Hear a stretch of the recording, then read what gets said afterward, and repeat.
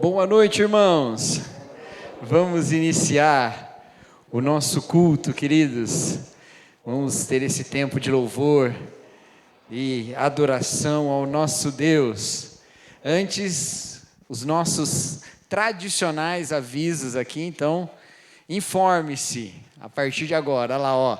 Nossa programação de Natal, queridos, acontecerá no mês de dezembro. Na verdade, já está comemorando Natal, viu? Começa assim, ó. Começou a ensaiar a cantata, já é Natal, não é não? Já é Natal. Se já tem panetone no mercado, tem o ano inteiro agora, né? Agora tem o ano inteiro. De qualquer forma, é Natal, tá bom? Então, nossa programação de Natal começa dia 7 de dezembro com o musical infantil à noite, tá bom? Dia 14, a cantata de Natal do coro misto à noite também.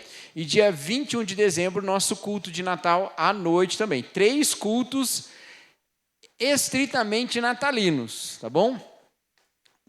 Em dezembro. No dia 7 de dezembro, pela manhã, nós teremos ceia. Então, ó, presta atenção, meus irmãos. Nós teremos ceia do Senhor, não ceia de Natal, tá bom? Ceia do Senhor, dia 7 de dezembro, primeiro domingo do mês, como sempre. Mas nesse mês será pela manhã. Porque à noite é a cantata das crianças, então a gente vai ter visitantes, e é sempre meio constrangedor fazer ceia com muito visitante, né? Porque aí fica meio aquele negócio meio, né, estranho. Então nós vamos fazer de manhã, tá bom? E é legal porque tem alguns irmãos que só conseguem vir de manhã, vão participar da ceia agora de dezembro, tá? Então dia 7 de dezembro de manhã. Aí, à noite a cantata, no dia 14, espera só um pouquinho que eu já vou falar disso. No dia 14, pela manhã também, nós teremos a assembleia. Membros da igreja, agora nós temos oficialmente o número de membros, tudo certinho. Então a gente tem quórum e é assembleia de eleição. Se a gente não faz essa assembleia, sabe o que está acontecendo nos Estados Unidos lá, o shutdown do governo? Acontece o shutdown da igreja. Porque a gente não consegue nem movimentar a conta da igreja, tá? Senão a gente não faz eleição dia 14, tá bom? Então venha, você é membro da igreja, venha dia 14 de manhã. Nós teremos eleição e teremos profissão de fé dos batizandos, certo? Que vão fazer sua profissão de fé no dia 14 de manhã, tá bom? Então, por quê? No dia 21 de manhã nós teremos batismo e à noite culto de Natal. Então, dezembro, gente, é manhã e noite, hein? Você sabe que eu não exijo esse negócio de ninguém, não fico pegando no pé de vocês, mas dessa vez é muita coisa, então venha. Amém? Amém. Nossa, gostei. Todos vocês estarão em todas essas programações, né? Isso aí, tá bom? E aí, então, nós teremos o batismo dia 21, nós já começamos a classe de batismo hoje, tá bom? São 4 encontros, depois nós temos profissão de fé e batismo, certo? Bazar de Natal, saldão de Natal do Bazar da Igreja, dia 6 de dezembro, queridos. Então, venha participar aí. Ofertas imperdíveis, tá bom? Bazar. Dia 6 de dezembro, queima de estoque, tá bom? Certo, meus irmãos? É isso. Os pequenos grupos, queridos, entrarão em recesso. A última semana será a semana que a sexta-feira é o dia 12, tá bom? Então, aquela semana ali que termina com o dia 12 na sexta, é a semana do recesso. Então, dá tempo de você entrar no pequeno grupo ainda e voltar no ano que vem, tá bom?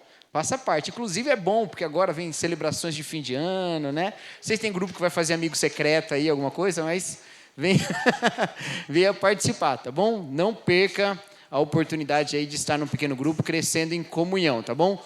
Ontem os jovens tiveram um encontro como é que chama? Uma noite de jogos. Sucesso, hein?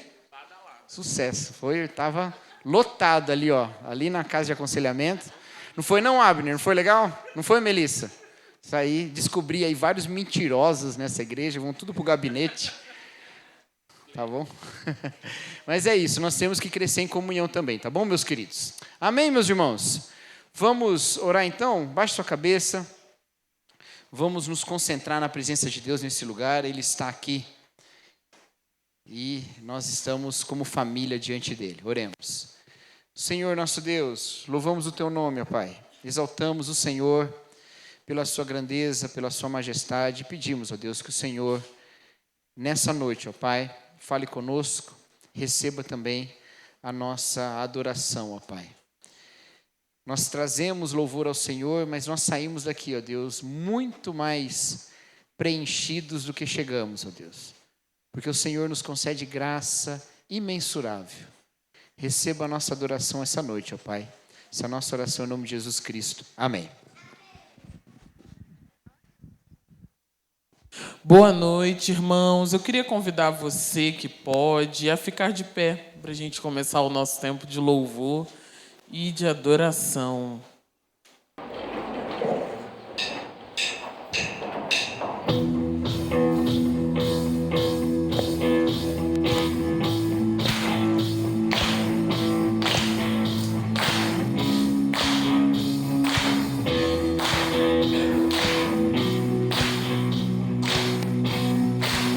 Eu sou grato por tudo que tenho, o tesouro maior desse mundo me foi dado como herança eterna. Maior prova de um amor tão profundo. Tenho vida, alegria em todo tempo. Tenho amigos, família, muitos irmãos. Foi Jesus, meu amigo verdadeiro, que fez tudo ao me dar a salvação.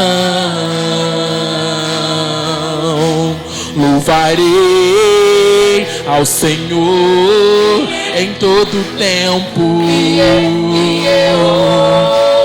Seu louvor estará continuamente em meus lábios e também no coração. Jesus Cristo será sempre minha canção.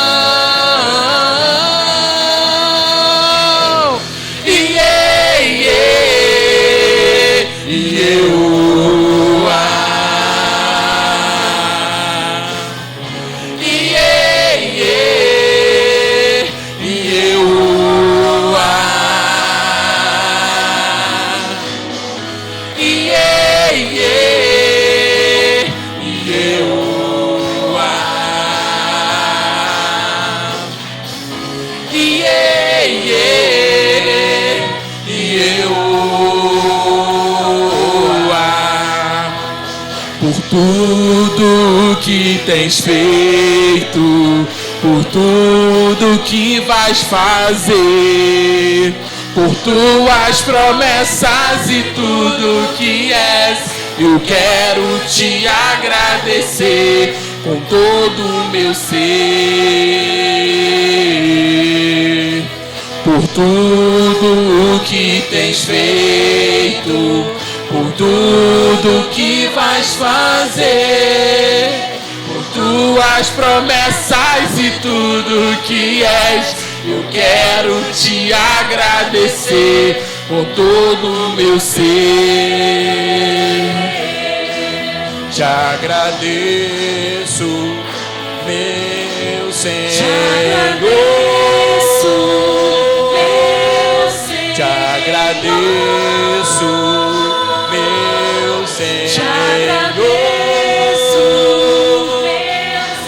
Te agradeço por me libertar e salvar, por ter morrido em meu lugar. Te agradeço, Jesus, te agradeço.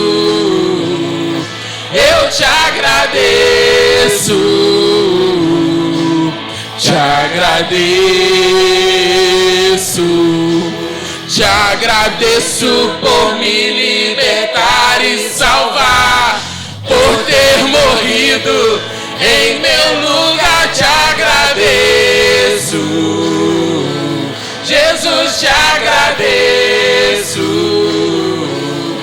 Eu te agradeço, te agradeço, te agradeço,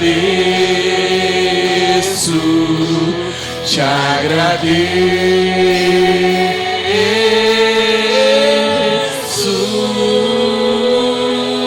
Obrigado, Senhor. Obrigada, Pai, porque nós temos muitos motivos para agradecer ao Senhor, Pai. Obrigada, Senhor, e que nunca nos falte, Pai, o brilho no olhar e a gratidão por tudo aquilo que o Senhor tem feito por nós e em nós, Senhor. E é por isso que nós somos gratos, Deus, porque o Senhor reina sobre todas as coisas e porque o Senhor é o Rei, Pai, de toda a criação.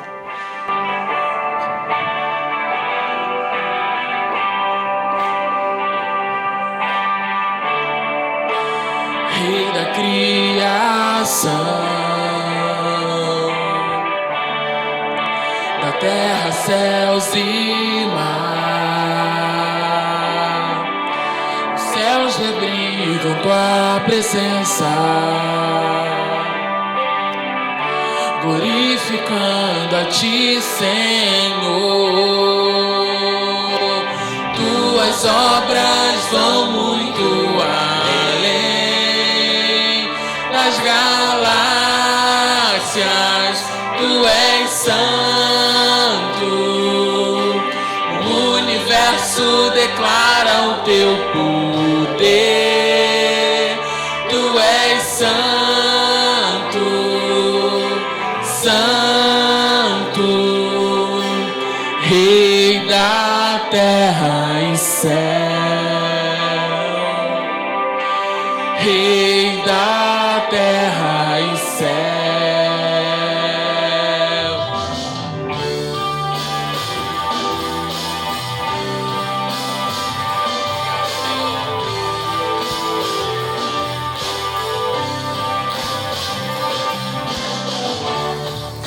Cedo de manhã eu contemplo a tua luz. Quando a escuridão chegar, teu nome clamarei, Jesus. Tuas obras vão muito além das galáxias, tu és santo, o universo declara o teu poder, tu és santo, santo, aleluia, ao Senhor da terra e céu, aleluia, ao Senhor da terra e céu, aleluia, ao Senhor da terra e céu.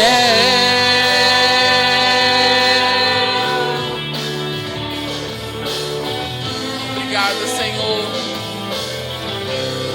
Glorificamos o teu santo nome, Pai, porque o Senhor é Rei sobre a terra e sobre os céus, Pai.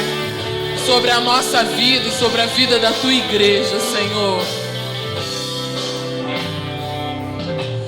Tuas obras vão muito além das galáxias, tu és santo, o universo declara o teu poder, tu és santo, santo, tuas obras vão muito além das galáxias, tu és santo, o universo declara o teu poder, tu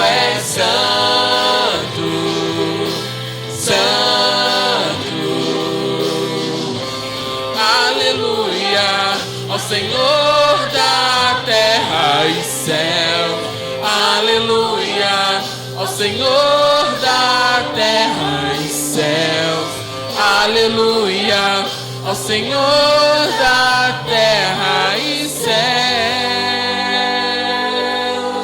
Obrigada, Senhor, nós cantamos aleluias, Pai, ao Teu nome, porque nós reconhecemos o Teu reinado, Pai, sobre todas as coisas. Obrigada, Senhor, por isso.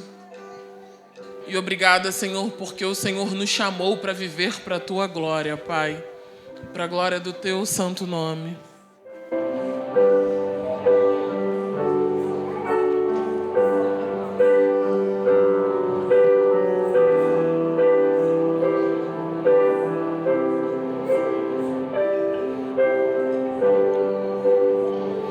Senhor, eu vi o sol surgir e acordar minha manhã. Me levanto pra te dar louvor.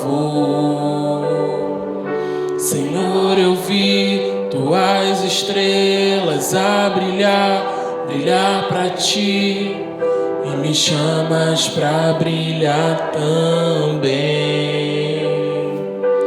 Eu te dou essa canção e levanto um clamor e te entrego o meu viver.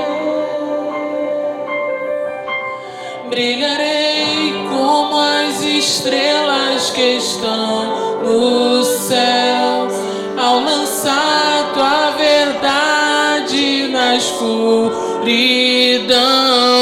Viverei pra tua glória, Cristo, viverei pra tua glória. Senhor, eu vi o sol surgir e acordar minha manhã. Me levanto pra te dar louvor. Senhor, eu vi tuas estrelas a brilhar, brilhar pra ti. Tu me chamas pra brilhar também. Eu te dou essa canção e levanto um clamor e te entrego o meu viver. Brilharei como as estrelas que estão nos céus, ao lançar tua verdade na escuridão. Viverei pra tua glória, Cristo, viverei pra tua glória. Queimarei bem forte em teu louvor, sendo luz a este quebrado mundo. Viverei pra tua glória, Cristo, viverei pra tua glória. Radiante como o sol, enviando a tua luz, que a igreja se levante, explodindo em amor, com um forte resplendor, incendeia a tua igreja. Radiante como o sol, enviando a tua luz, que a igreja se levante, explodindo em amor, com forte resplendor, incendeia a tua igreja. Brilharei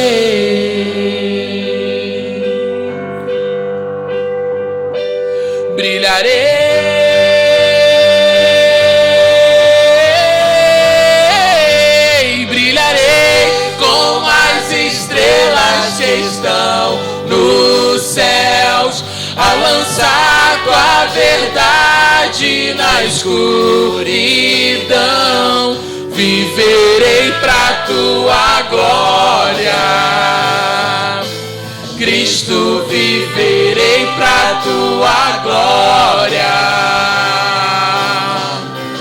Queimarei bem forte em teu louvor, sendo luz a este quebrado mundo.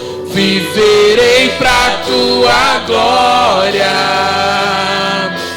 Cristo, viverei pra tua glória.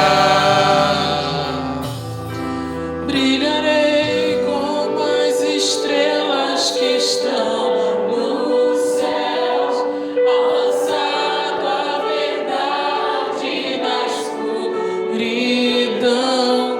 Viverei pra tua glória. Cristo, viverei pra tua glória. Viverei pra tua glória. Cristo, viverei pra tua glória.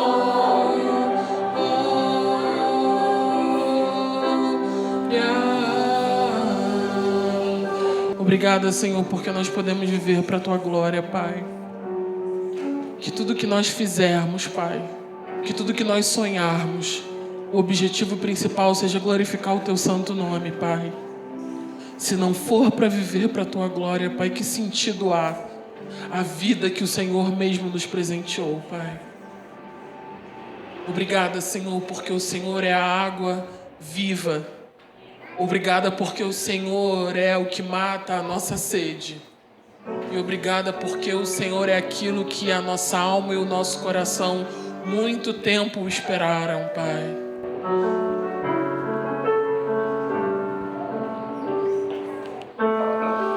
Junto ao poço estava eu, quando o homem judeu viu a sede que havia em mim.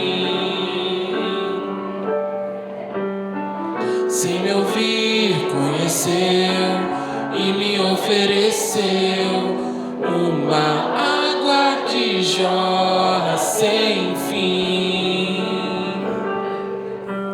Dá-me de beber, pois tenho sede. Não quero mais buscar em outras fontes. Não precisarei aqui voltar pra minha sede saciar, uma vez que eu já ouvi teu falar. Tu és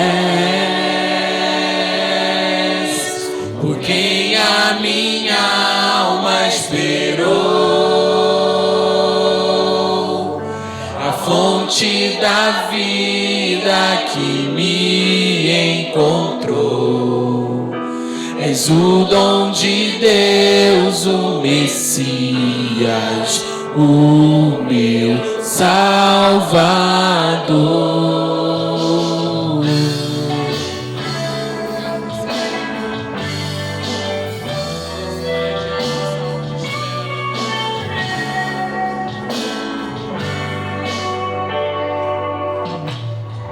Junto ao poço estava eu, quando um homem judeu viu a sede que havia em mim.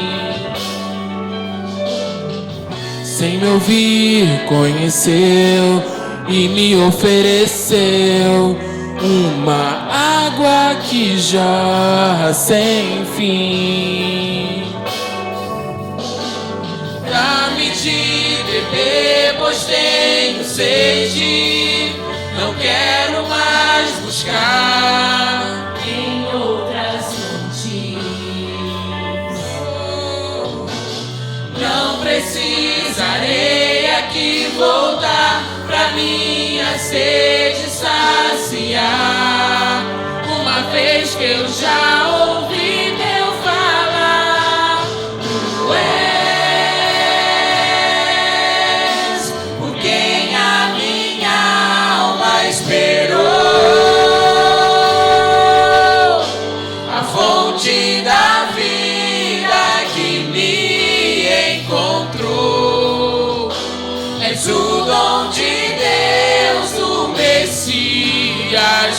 o meu Salvador, tu és por quem a minha alma esperou, a fonte da vida que me encontrou. És o dom de Deus, o Messias, o meu Salvador. Quero beber do teu rio, Senhor. Sacia minha sede, lava o meu interior. Eu quero fluir em tuas águas. Eu quero beber da tua fonte, fonte de águas vivas.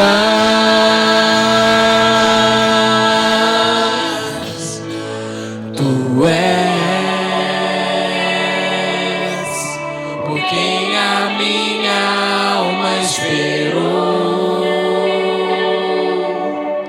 a fonte da vida que me encontrou.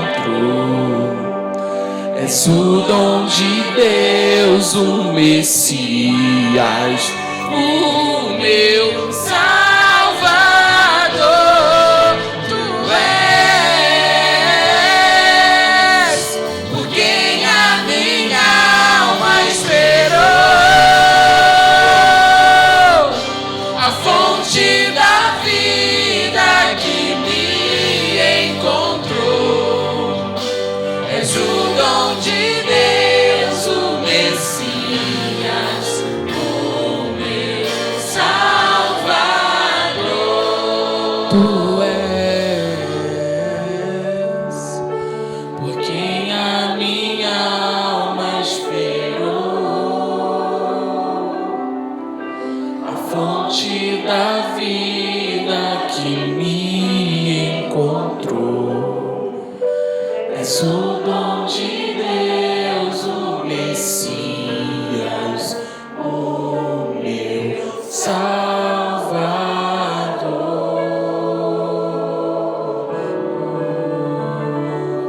Obrigado, Senhor, porque é o Senhor que sacia toda a nossa sede.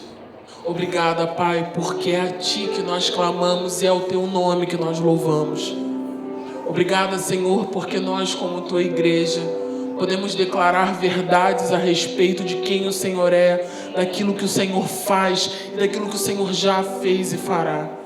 Obrigada por esse tempo, Pai, de louvor e adoração em que nós, como Tua igreja, tivemos a oportunidade de louvar o Teu nome. Que vivamos, Deus, para a Tua glória. E que nesse momento agora, Senhor, em que a Sua palavra será pregada, que os nossos corações permaneçam, Pai, no mesmo espírito, em adoração a Ti, Pai, em contrição ao Teu nome. Obrigada, Pai. Que o Senhor abençoe agora, Senhor, a vida do Juliano, que trará a palavra. Que o Senhor continue usando a vida do Teu filho, assim como tem sido nessa jornada, Pai, em que ele tem vivido para a Tua glória, Pai. Muito obrigada por isso, Senhor, em nome de Jesus. Amém.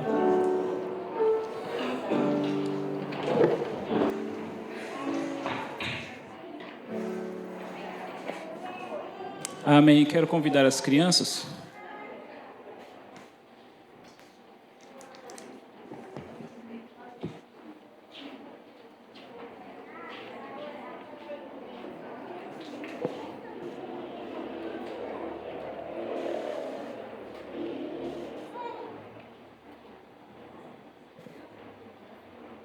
Vamos orar por elas. Está chegando mais. Glória a Deus. Senhor nosso Deus, nosso Pai, Deus e Pai de nosso Senhor e Salvador Jesus Cristo, Tu és a quem a nossa alma esperou, a fonte da vida, a fonte da graça, de toda beleza, de toda bondade, de toda verdade, a fonte da vida que nos encontrou, Senhor. Que essa mesma fonte encontre as nossas crianças, que o Senhor use as professoras para pregar para elas o Evangelho, uma linguagem que elas consigam entender, e que enquanto as professoras semeiam no coração dessas crianças, ó Deus, o Teu Espírito Santo, que é quem dá o crescimento, possa fazer essa semente brotar no coração dos nossos pequenos. Abençoe também, ó Pai, este tempo que nós continuaremos aqui também adorando ao Senhor, nos devotando à Tua palavra, Senhor Deus, e proclamando o Teu nome para a Tua glória. Oramos em nome de Jesus. Amém. Amém.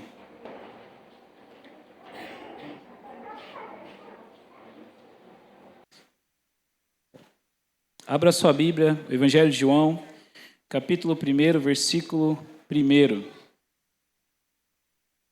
Evangelho de João 1:1. João 1:1. E antes que alguém me pergunte, não, eu não combinei com o Cacau. Isso foi algo que o Espírito Santo quis nos banquetear nesse domingo, nos dando um vislumbre da glória de Cristo, tanto no culto da manhã quanto no culto da noite.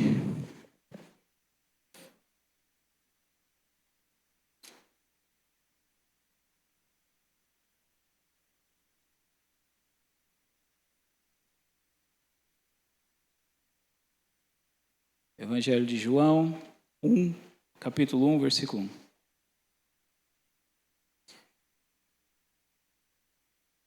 Diz assim a palavra de Deus: No princípio era aquele que é a palavra. Ele estava com Deus e era Deus. Ele estava com Deus no princípio, todas as coisas foram feitas por intermédio dele. Sem ele, nada do que existe teria sido feito. Nele estava a vida, e esta era a luz dos homens. A luz brilha nas trevas, e as trevas não a derrotaram. Amém. Uma das perguntas mais importantes de toda a humanidade, uma pergunta que figura facilmente ao lado de qual o sentido da vida, quem somos, de onde viemos, para onde vamos, qual a origem do universo, é a pergunta: quem é Jesus?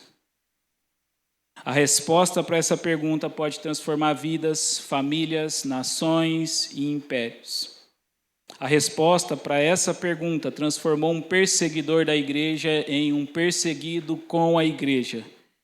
A primeira confissão de fé da igreja cristã era apenas uma resposta para essa pergunta: quem é Jesus? E o objetivo principal do Evangelho de João, bem como dos demais evangelhos, é simplesmente responder a essa pergunta: quem é Jesus?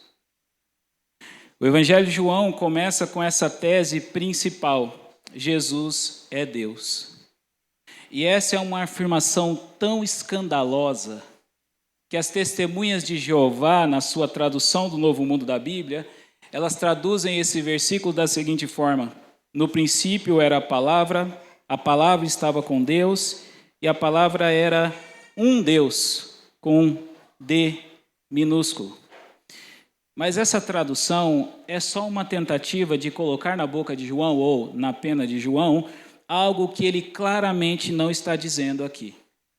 Além do fato de João, como um judeu e um cristão, não ser um politeísta, ele acreditar que existe apenas um Deus, o Deus verdadeiro, não há outros deuses como o nosso Deus. A linguagem que ele está usando aqui aponta para o início da Torá, a lei de Moisés, que começa com o relato da criação de todas as coisas com a mesma frase de abertura: no princípio. Essa é a primeira frase que você vai ler na sua Bíblia, no livro de Gênesis. Inclusive, essa frase é o nome hebraico do livro, Bereshit, no princípio. A verdade é que as testemunhas de Jeová só aceitam essa tradução porque eles já têm uma crença prévia de que Jesus não é Deus e tentam manipular o texto bíblico para fazer com que ele diga aquilo que eles já creem. Mas o restante de nós terá que admitir que João está iniciando o seu evangelho afirmando claramente que Jesus é Deus. Que Deus? Qual Deus Jesus é? O único Deus verdadeiro, Yahweh, o Deus criador dos céus e da terra, o Deus de Abraão, de Isaque e de Jacó, o Deus que destruiu Sodoma e Gomorra, o Deus que abriu o Mar Vermelho, o Deus que fez brotar água da rocha, o Deus que livrou Sadraque, Mesaque e Abidnego da fornalha de fogo e Daniel da cova dos leões. João está falando do único Deus, o único Deus verdadeiro. Essa é uma afirmação extraordinária. Porque aquele que ele está dizendo aqui no início do seu evangelho, que é Deus, é um personagem histórico conhecido. É o filho mais velho de Maria. É o profeta da Galiléia, que viveu aproximadamente 60 anos antes de João escrever essa frase. Ele foi acusado pelos seus inimigos de comer com publicanos e pecadores. Então ele claramente comia como qualquer ser humano comum. Ele também teve sede junto ao poço de Jacó, como qualquer um de nós. Sabemos que ele dormiu no barco de Pedro. Certamente ele tem sono, fica cansado. E todos os evangelistas confirmam que ele sangrou e morreu na cruz como um homem comum. Até mesmo grande parte dos ateus vai acreditar que aproximadamente 2000 anos atrás existiu um homem chamado Jesus, que na opinião de muitos foi um grande mestre, um mestre extraordinário, mas afirmar que este mestre era o próprio Deus é escandaloso para o mundo. E aqui já me deixa fazer uma observação importante que você já sabe, mas não cabe repetir. Há 3 pessoas na Bíblia que são chamadas de Deus: Jesus, o Pai de Jesus e o Espírito Santo. E sabemos que só há um Deus. E apesar de João estar aqui dizendo que Jesus é Deus, ele não está dizendo que Jesus é o Pai de Jesus e nem está dizendo que Jesus é o Espírito Santo.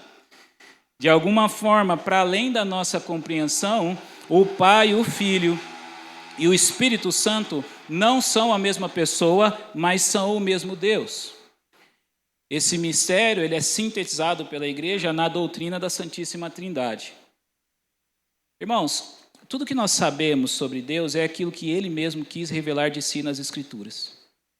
E o que ele revelou de si é tão grandioso e extraordinário, é tão misterioso e para além da nossa imaginação, que diante dessa revelação, a melhor coisa a se fazer, muitas vezes, é a gente aceitar a pequenez da nossa capacidade de compreensão e aceitar a grandeza da excelência desse Deus completamente diferente de nós, mas que mesmo assim escolhe se relacionar conosco.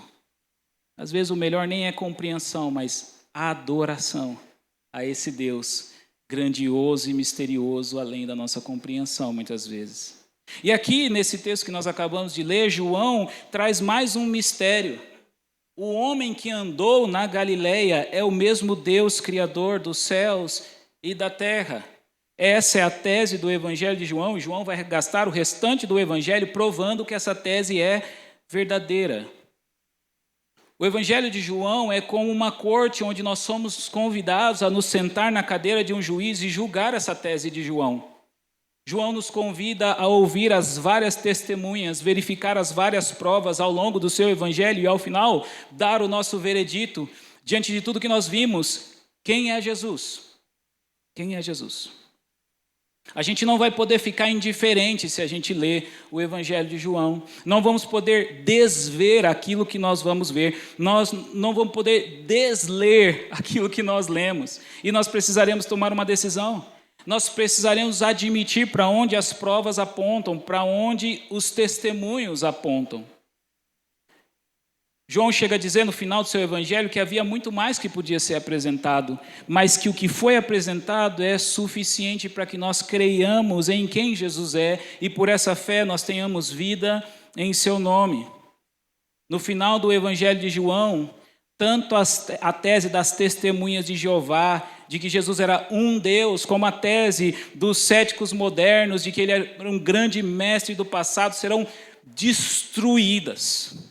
Elas serão esmagadas pelo peso dos argumentos em favor da divindade de Cristo, que o Espírito Santo inspirou o apóstolo João a registrar aqui. Porém, meus irmãos, uma coisa que eu tive que aprender de uma forma muito dolorosa é que argumentos por si só não têm poder de salvar ninguém. Se o Espírito Santo não me convencer da verdade do Evangelho, eu estarei cego para o mais forte, mais racional, mais lógico de todos os argumentos. Deixa eu contar aqui um testemunho. No auge da minha adolescência teológica é quando o estudante de teologia começa o seminário e ele aprende várias doutrinas que ele não tem maturidade espiritual para elaborar. e sai por aí se achando ou João Calvino, ou puritano, ou Armínio, o Guilherme deu risada ali. Quando ele não tem maturidade, nem a devoção desses grandes homens do passado, tudo que ele consegue fazer com o que aprendeu é ficar discutindo soteriologia na igreja ou na internet. Enfim, no auge dessa minha adolescência teológica, eu comecei uma série de discussões com um primo meu, testemunha de Jeová. E após apresentar vários argumentos que ele não foi capaz de me responder, eu ouvi dele uma frase que eu nunca vou me esquecer e que me fez um pouco menos adolescente. Aquele dia eu cresci um pouco. Olha o que meu primo me respondeu: este é um bom argumento. Eu realmente não tenho resposta para ele, mas as testemunhas de Jeová têm. Não importa qual seja o seu argumento, as testemunhas de Jeová já responderam tudo, porque as testemunhas de Jeová já responderam todos os seus argumentos, mesmo que eu ainda não saiba a resposta.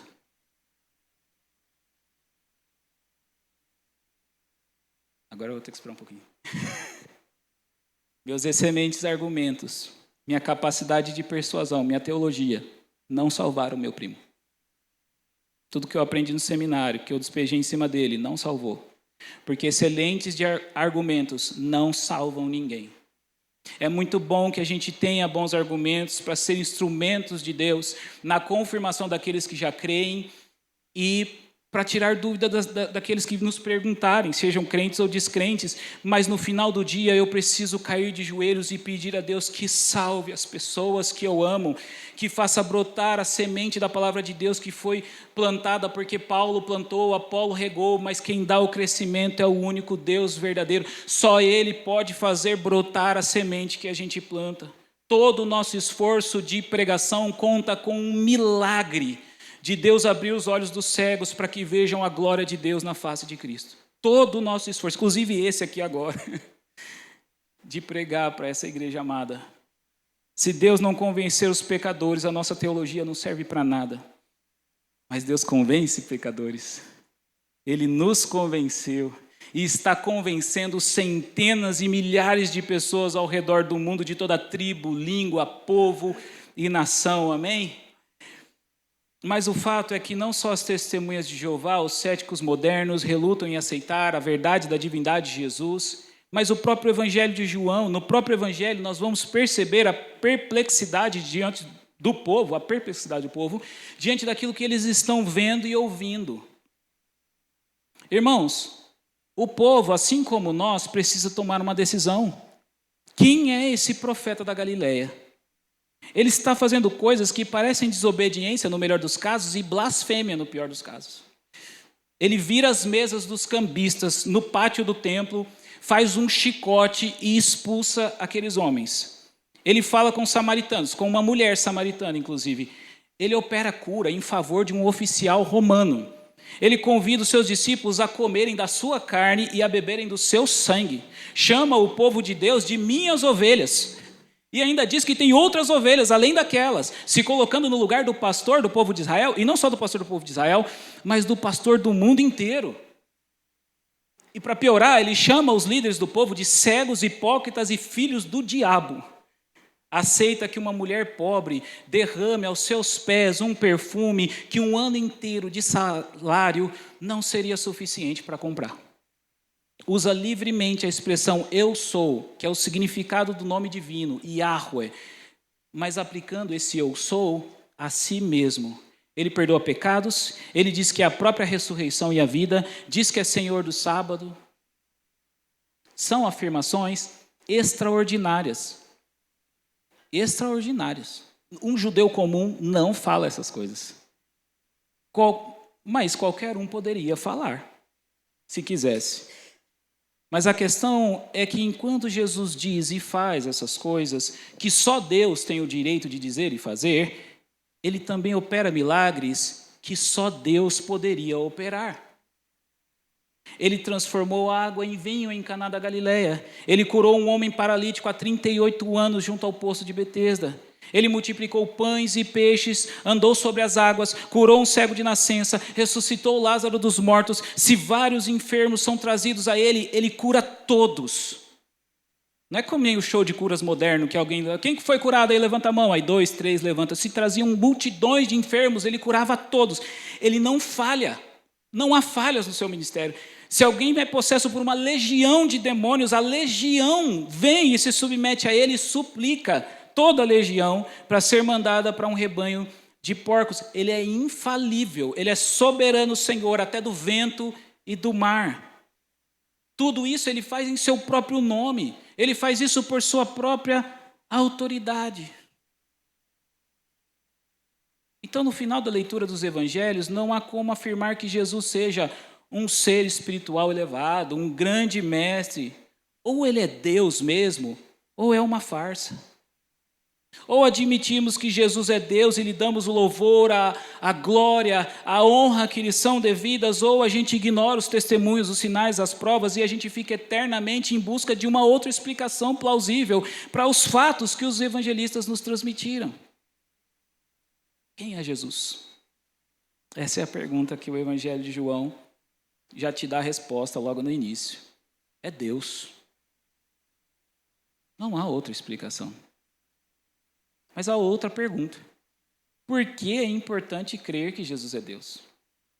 Qual a relevância prática dessa doutrina da divindade de Cristo para as nossas vidas? E, primeiramente, a doutrina da divindade de Cristo tem a ver com a nossa adoração. Como já foi dito, o único Deus verdadeiro é o Deus que se revelou nas Escrituras. E esse Deus é um Deus trino. Se negarmos a divindade de Cristo, nós estaremos automaticamente adorando um Deus diferente daquele revelado nas Escrituras. E isso nos torna idólatras. E este Deus, diferente do Deus das Escrituras, ele jamais será glorioso, sublime, cheio de majestade e glória, como o Deus revelado nas Escrituras. Se nós negarmos a divindade de Cristo, nós estamos tirando parte da glória de Deus, e a consequência prática disso é que nós estamos tirando glória das nossas vidas. O Salmo 115, versículo 8, nos mostra que aqueles que adoram ídolos, eles se tornam semelhantes a eles, cegos, mudos, surdos, imóveis.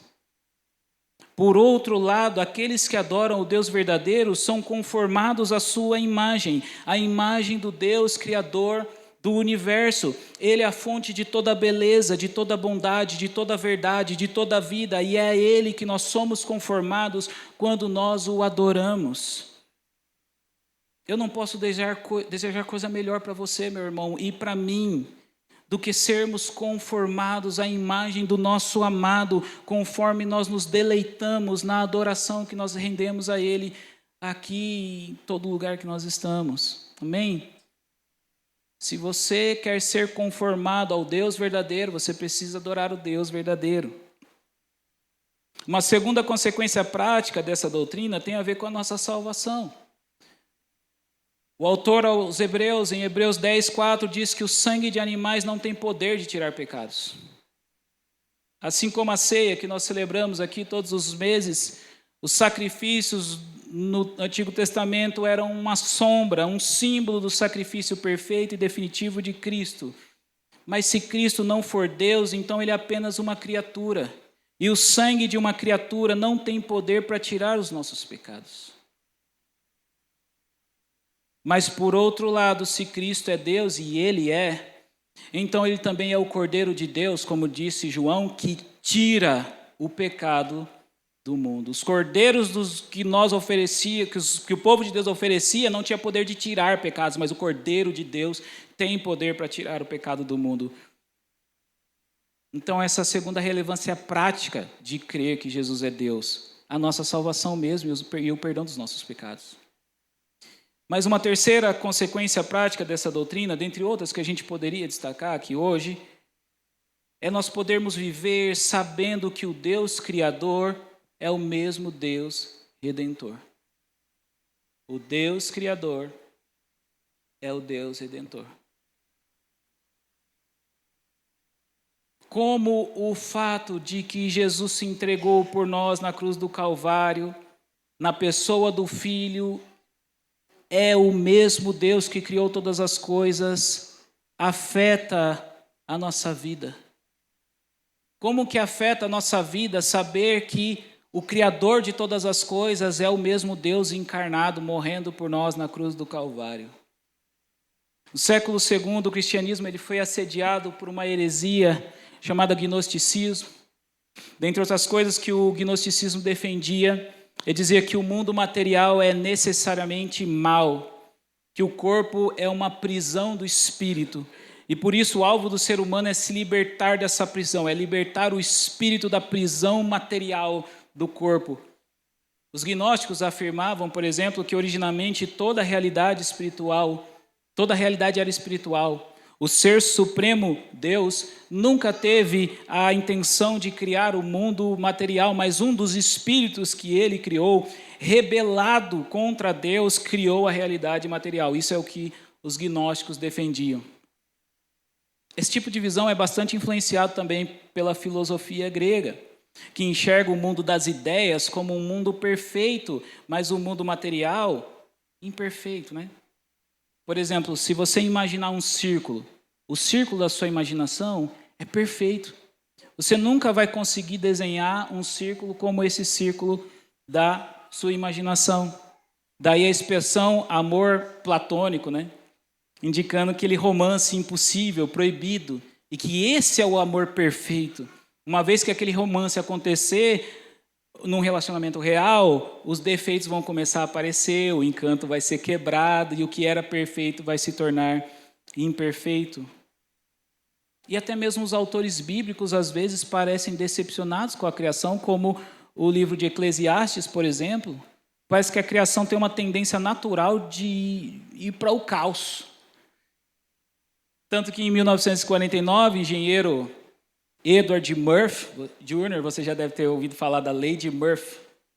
Ele estabeleceu como premissa de segurança que se algo pode dar errado, vai dar errado da pior maneira possível, no pior momento possível, do modo mais catastrófico possível, que cause o maior dano possível. Ô homem pessimista. Mas ele formulou essa lei após um experimento em que todos os sensores de um equipamento foram instalados incorretamente, irmãos. Apesar de haver uma maneira certa e uma errada de fazer a instalação. Apesar da lei de Murphy não ser uma lei de fato, porque às vezes as coisas dão certo, né? Graças a Deus. No mundo corrompido pelo pecado, de fato, nada é ideal. Nada é ideal. Nós sempre vamos precisar nos acostumar com o aproximado, o mais ou menos. Tudo é mais ou menos. No mundo corrompido pelo pecado, tudo é mais ou menos. Tudo é quase net. Não tem nada ideal. Mas se nós crermos que o Criador nos ama, ao ponto de despir-se de sua própria glória, na pessoa do Filho, e se humilhar até a morte, e morte de cruz, então a lei de Murphy vai ter que se inverter. Se o Criador provou o seu amor por nós na cruz do Calvário, então mesmo nessa criação corrompida pelo pecado, se houver a possibilidade de nos livrar de dores, sofrimentos e caos dentro dos santos propósitos eternos de Deus, para nós, Ele com certeza nos livrará, porque Ele nos ama. A cruz mostra as boas intenções de Deus, e que boas intenções. É por isso que a lei de Murphy ela é ótima como premissa de segurança, mas péssima como filosofia de vida. Porque a verdade é que o mundo não é tão caótico como ele poderia ser. Deus está agindo, quebrando arcos, cortando lanças, enfraquecendo impérios, colocando bondade no coração humano corrompido, impedindo que esse mundo se torne o caos que ele poderia ser, que ele tem capacidade para ser. Só de olhar para a criação, eu já sei que Deus é bom. Mas é olhando para a cruz que eu tenho dimensão do quanto Ele é bom. Eu vou dizer isso de novo. Se eu olhar para a criação, percebendo que ela não é o caos que ela tem potencial de ser, eu já vejo que Deus é bom. Mas se eu olhar para a cruz do Calvário, crendo que aquele que está ali crucificado é o Criador dos céus e da terra, então eu tenho a dimensão do quanto Ele é bom. E se Deus é bom, e se o Deus da cruz é o mesmo Deus Criador, Então a criação é boa e deve ser recebida como dádiva. O meu corpo não é uma prisão da alma. Mesmo um corpo debilitado e doente é uma dádiva daquele que me amou ao ponto de se entregar na cruz por mim. Todos os prazeres e deleites que esse corpo me proporciona, eles devem ser recebidos com ações de graça, e o meu comer e o meu beber devem ser para a glória de Deus, porque o Deus Criador é o mesmo Deus Redentor. Porque aquele que fez o arroz e o feijão que eu como é o que morreu por mim na cruz. A criação é gloriosa. Foi criado por um Deus que nos ama além da nossa imaginação, deve ser cuidada, valorizada, preservada e devidamente cultivada para a glória de Deus. Se Jesus é Deus e Ele é, por mais inacreditável que seja, aquele que criou as galáxias, os planetas, os montes, as profundezas do mar, nos vê e se importa. Se importa ao ponto de morrer por nós na cruz do Calvário. Acho que você não entendeu o que eu falei. Eu acho que eu não entendi o que eu falei. E toda a eternidade, isso vai ser tremendo e misterioso. Se Jesus é Deus e Ele é aquele que criou asteroides, galáxias, planetas, trilhões de estrelas, as profundezas inacessíveis do mar, é o mesmo que nos vê nós, povinho de Nova Odessa, pequenos como somos, e se importa. Se importa ao ponto de morrer por nós na cruz do Calvário. A consequência prática do fato de Jesus ser Deus é que tudo está sob controle. O meu amigo, o meu melhor amigo, é o dono do universo, é o que sustenta todas as coisas. Eu quero concluir essa pregação com as palavras do salmista no Salmo 8. Eu não vejo maneira melhor de terminarmos. Senhor, Senhor nosso, como é majestoso o teu nome em toda a terra, tu cuja glória é cantada nos céus. Dos lábios das crianças e dos recém-nascidos firmaste o teu nome como fortaleza, por causa dos teus adversários, para silenciar o inimigo que busca vingança. Quando contemplo os teus céus, obra dos teus dedos, e a lua e as estrelas que ali firmaste, pergunto: que é o homem para que com ele te importes, e o filho do homem para que com ele te preocupes? E ele se importa, irmãos. Essa é a nossa perplexidade diante do Deus Criador, ser o mesmo Deus da cruz, que é o homem. Quando contemplo os céus, os teus céus, o céu tem dono, ele não surgiu do nada, de uma explosão, ele surgiu pela mão do Criador, que é o homem. Quem sou eu para que ele me veja, para que se importe comigo? Mas ele se importa e provou na cruz do Calvário o quanto ele se importa. Amém? Vamos orar?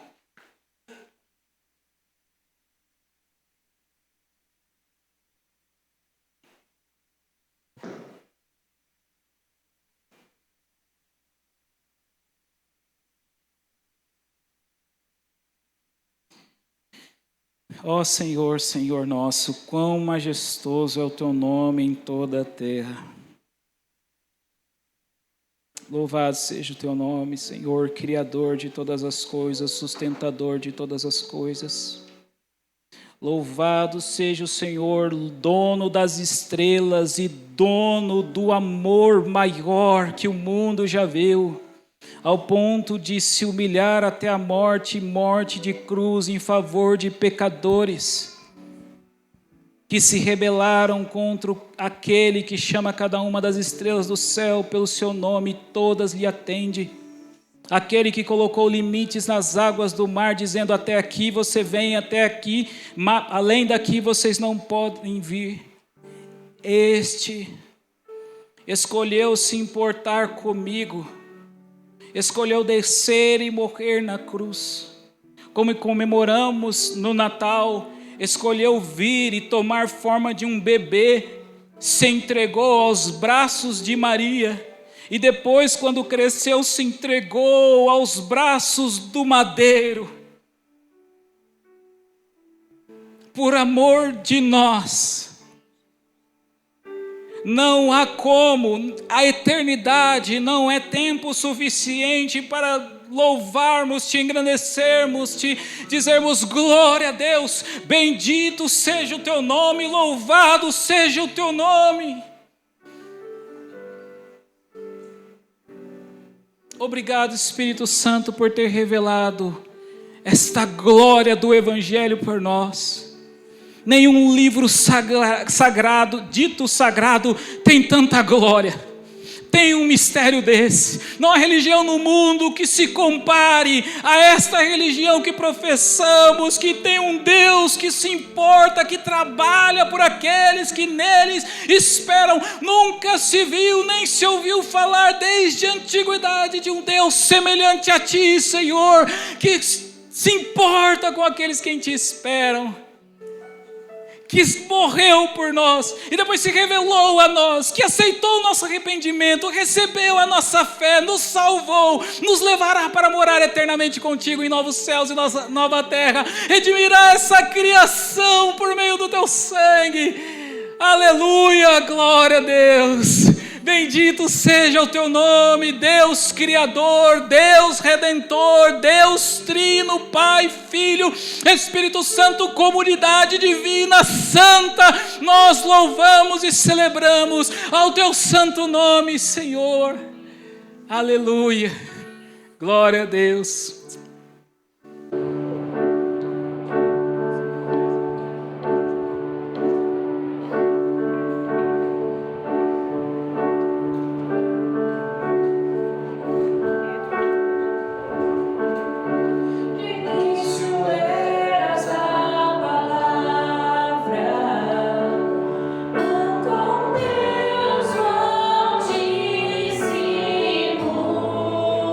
Poderia ficar de pé para juntos nós declararmos essa canção? O mistério de tua glória, Cristo em ti se revelou.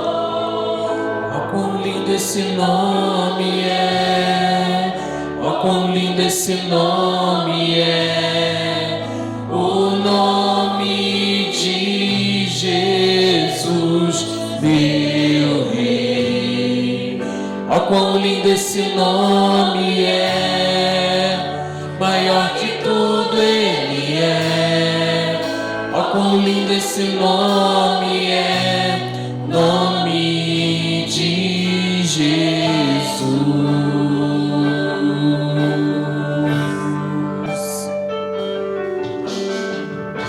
Deixou o céu para buscar-nos, veio para nos resgatar.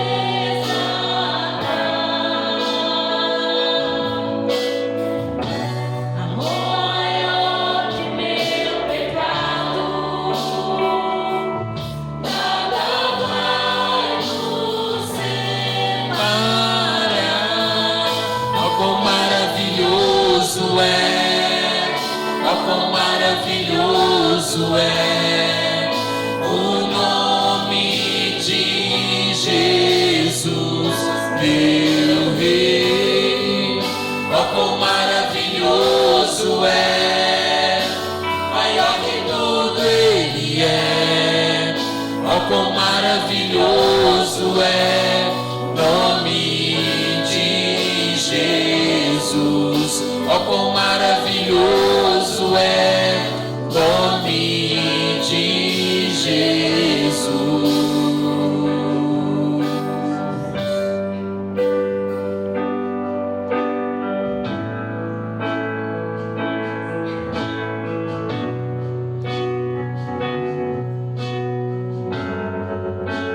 A morte venceste, o véu tu rompeste, a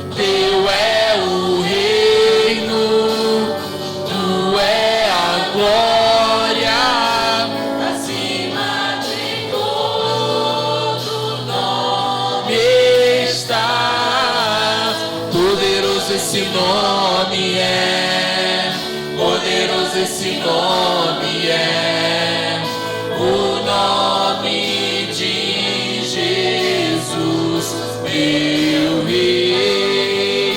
Poderoso esse nome é, mais forte que tudo é.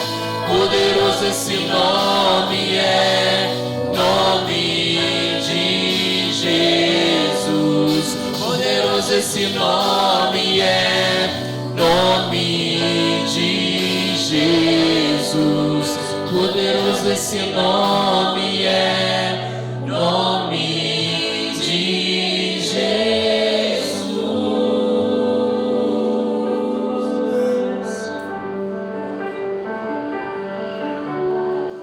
Amém.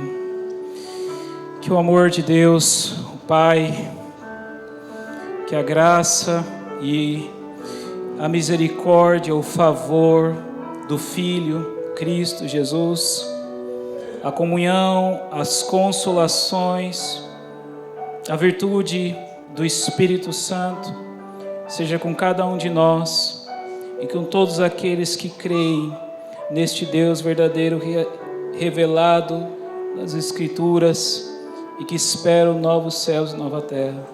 Amém.